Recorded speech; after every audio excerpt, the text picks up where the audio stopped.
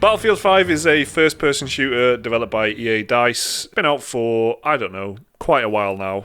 About a year. Just a year, yeah. Just a year, the guys tell me. The guys being Jake Kowski and Lee McKelvey. My name's Mike gamers. Williams. We've played quite a lot of this game, which came out a year ago, over the last few days, haven't we? Yeah. Yeah, there's a reason. There's a good reason, because they've added a couple of maps. I guess technically a mode called Island Breakthrough or something like that. Island Assault or something. But Battlefield 5 was mainly a multiplayer-focused game. Had some single-player stuff in there. Yeah, like vignette things called Yeah. War Stories, Yeah. which were Bit of a quite mixed bag. Yeah, yeah, that's very To put diplomatic. it politely. I'll go with that. A yeah. mixed bag of not very good single-player levels. We had fun with it at launch, I think, Battlefield 5, didn't we? Yeah. That's fair to Yeah, say. I played it a lot. Yeah, Yeah, do you Liam know got what? Platinum actually. Yeah, Which yeah. a platinum on a multiplayer game is no small feat, because some of them are quite frustrating achievements to get, like destroy loads of manned guns with your plane. Yeah. Not Which that Liam I'm did. Not that I'm too bitter about And it that. took a long time. Yeah. Was it worth it? Probably not. But when the game came out, it was kind of in that weird EA bit where they just got off the back of getting a slapped arse about loot boxes. Yeah. So then they were going for this new model where, guys, you don't pay for anything, okay? We're going to give you free updates on all of our games, and it's all going to be free apart from cosmetic monetization. And everyone was like, yeah, well, we'll see. So here we are a year later, and because when Battlefield first came out, like, there was no rush. They talked about they were going to add a battle royale, and everyone was like, oh yeah, that's flavor of the month. Yeah. And then they were saying, no, we're going to add these big things down the line, which a lot of games do. But EA specifically were under a bit of fire at the time, right? Yeah. So now we're here a year later. Yeah. What's happened? Battlefield Still 5 going. War in the Pacific is Yeah. what's happened, really. Because it's really, really good. It's a really good expansion to the Battlefield 5 multiplayer experience. Classic Battlefield type content. None of this Battlefield trying to do Call of Duty business, which they've done a lot with, like smaller scale battles and stuff. Nothing like Yeah. that. This is fully classic, old school Battlefield, to the extent that everyone on YouTube is saying Battlefield is back in video titles and stuff. Yeah. This is probably the truest that has ever been, because it is taking it back to like 1942 and taking it back to that, like, that World War II sort of island experience Bunch and of stuff. people on a boat, get on Yeah. a beach, chaos and shoes. Exactly, and I think they've absolutely nailed it with this. What have you guys been doing with this expansion so far? What modes have you been playing? What classes have you been playing as? Jake, you let us know first. All right, so classes, I just play medic all the time, really, Okay. because it's just, I feel like it's just meant for me. But the inclusion of like medium to long range rifles, which have been like a staple in the medic's diet over the past couple of Battlefield games, well, all of them, apart from this one, which happened in about February, March, I think they added these rifles, has been great, because I missed out on that when it was first added. So now I'm playing as a medic, how medics a lot of the time were originally played, and I'm playing Grand Conquest a lot, which means that after a couple of games, I realised, hang on a minute, there's no new maps, because they haven't put Iwo Jima and Pacific Island, or what the hell it's called, on Grand Conquest. So I've been playing a lot of the old content. Grand Operations. Yeah, that's it. That's Yeah. what it is. Yeah, sorry, which is like a mix of all the different game modes Yeah. told over a couple of maps. Bit over of a couple narrative put in there. Yeah, exactly. It takes about 9 days to finish your average match. Yeah, like literally, like one match is like feature length. That's 9 days, yeah. Yeah.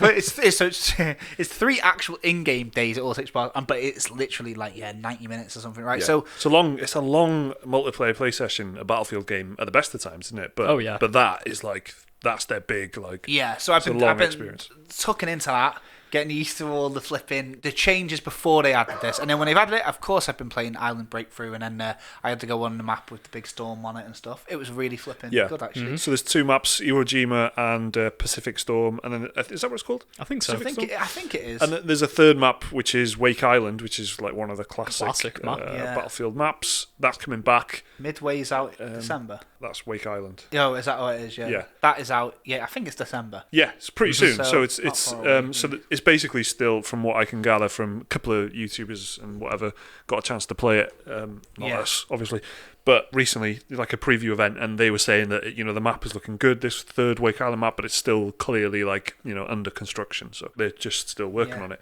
Which again, like a year ago, they said that they were going to be bringing stuff, and everyone was like, yeah, we'll see. But now that we've seen that they are doing this, everyone's like, okay, cool. Well, something else to look forward to. I wonder if then, with the inclusion of the third map, we will see like a Grand Operations with these new maps. Because I'm sure we will. I'd hope so. Yeah. Yeah, you'd think so, because that's the first.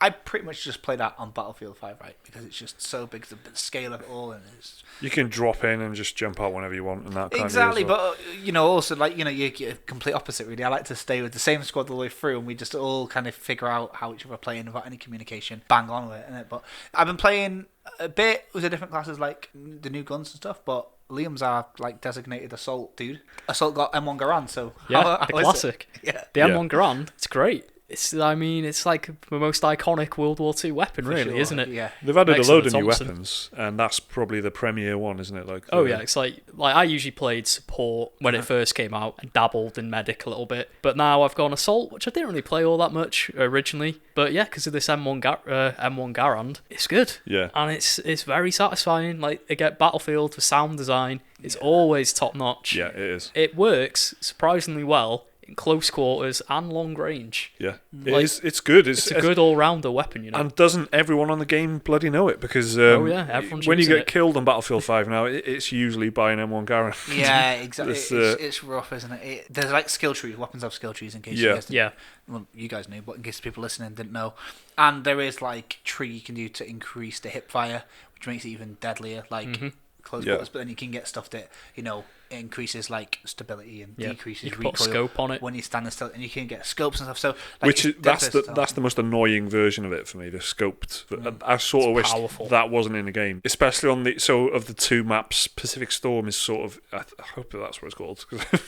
But that's it's one that has a big storm on it. Yeah. and it's in a Pacific, so yeah, you know. so but we're right by Yeah, default, the ingredients are all there, but it's sort of the most open of the two maps. I feel anyway. It's definitely the one where I feel like I've been killed from behind or whatever, because there's a very clear like battle line in Iwo Jima, which I like a lot about Battlefield, where you know where your team is and you know where the enemy team is. Yeah. Yeah. So if you end up doing like a good like flanking maneuver or something, that's because you've sort of gambled and taken the right choice. It's very straightforward, isn't it? Yeah, whereas in Pacific Storm, it's more like the enemies are just in the trees everywhere and stuff, and so it's a different sort of map. Yeah, I know what you mean. The beach landing, if you're playing as an attacker on Pacific Storm, is rough Tough. from the long range. Tough, 'Cause yeah, there's yeah. snipers, and they'll just like pick you off from miles away, and you've still got to like storm this beach. Yeah. Yeah. And they're doing it with an M1 Garand half the time, which is annoying. And but they can hide in all these sorts of different places. So I would probably prefer it if they made the M1. Really, there's even if you're playing support, you can put a scope on a fucking machine gun if you want. Like, but I sort of wish that they made the M1 Garand more of a mid-range thing and maybe give it like a decent sight, but not like a full-on sniper scope. Yeah, sort of damage thing. drop-off doesn't seem to be like a It's- thing at all. does no. it? So I play with this medium to long-range rifle. There's two if you're medic. One's the carbine. Yeah. And the other one, I can't remember the name of it. It's this Italian name thing. It kills pretty much everybody in one hit if you shoot them in the head. Yeah. 2 shots if you shoot them in the torso. So medium to long range, I don't have much trouble with these Garands, but anything messes me up close range, isn't it? So the one thing I've got to say about it though is like balance issues are a thing. But again, a year ago, everyone had the same thing, and when I play it now, I played it just before they released this big update, and like the balance has been done. So they're surely going to be listening and figuring out what's overpowered. Yeah. And Yeah, that. absolutely. I think they're absolutely wonderful multiplayer developers. I think the way that they can make you, like you've alluded to a couple of times already, Jake, like the way they can make you work as a team, very much like Apex Legends, with a very minimal amount of controls and basic communication tools, no headset, because I'm not putting a headset on, I can't be asked, right? Yeah.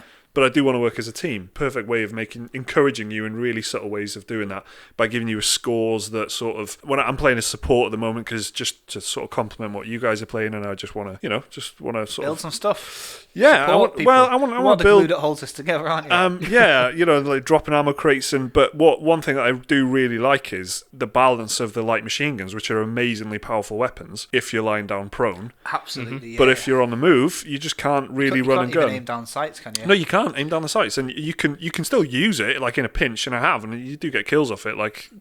But it's just not. It won't go toe to toe with like a Medic's SMG or something. But that means that you have got a definite role in going prone, locking things down, dropping an ammo crate, building up, playing a bit more defensively, Putting a bit of barbed wire. putting a bit of barbed wire. It's up to you, mate. The world's your oyster. You got a spanner in your hands. You can do anything you want with it. Honestly, But it's ace, and it's so so cool good. to see. When I die, I check the scoreboard. It's constantly.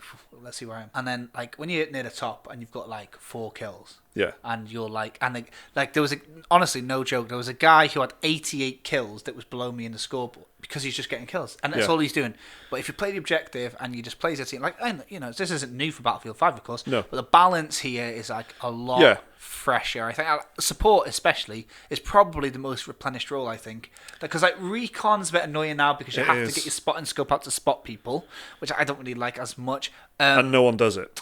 And nobody does it exactly. With Medic, you've got the SMGs, which like people didn't really like, but then you say it really gives you more of a focus on what's around you and what's in proximity. So they take these decisions all the time. So like the SMG with a medic, that means that a medic can't be. So if your whole squad is like aiming down their scopes and looking at people who are like 200-300 yards away, your medic can't do that. So your medic has to be like just scurrying around, dropping med packs, seeing who's close by, and sort of covering the squad. So there's one role there, you know, and that's like a really good design decision of just someone who said, well, let's not give the medic a long range weapon, because then they have to concentrate on what's near their squad. It's really clever stuff. There's someone at these DICE companies, these EA companies, sorry, like between DICE and Apex Legends now, that are just like really good at designing team-based multiplayer.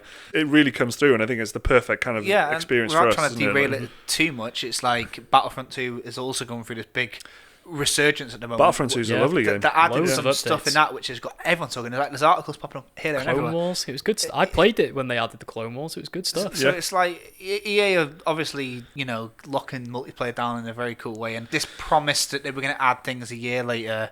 Everyone was saying, well, let's see. And it's just worth remembering that, because now, here we are a year later, talking about Battlefield 5 like it's a new game. And in a way, it does feel like a new game. It really does. And it reminds me of like Battlefield, when Bad Company 2, the Vietnam thing, expansion came out for Bad Company 2. It just felt so new and like so exciting. It was the same game, really. It's an expansion. It's cool. It was. Right? But it just felt like the same like rejuvenation of all the elements are basically the same as what they've been in the game last year. But there's just there's a totally new environment. They've completely revitalized the game with a solid free update. It feels like DLC, doesn't it? It feels like an expansion. If I paid a tenner for this, I feel like I'll get my money's worth. I gladly would have done that, But then the way that you pay for it now, though, is through skins and shit like that, isn't it? And there's that's the most annoying thing, is the little advert every time you boot it up saying, get your company coins or whatever it's called. Hey guys, you want a spooky Halloween outfit? No. No, I don't want to like Jack the Ripper. What are you on about, mate? They have got the sort of battle pass thing in it as well, haven't they? Where you unlock different skins, or I think there's even a weapon behind. There is. One of them. Probably long way down the sort of like a rifle. The jungle carbine, something like that. That's it, and you can upgrade your levels. Well, first of all, you can pay 15 quid to skip the first 20 levels or whatever. Then there's like you can spend these like weird microtransaction Battlefield coins on skipping levels and shit like that. But I don't think there's any way of earning them for free. Like in Apex, you can earn that currency for free. I think you have to buy them. I'm pretty sure. Yeah, I've got 0, and I've played quite a lot, and whatever I would have done to earn them, I'm sure I would have done it by now.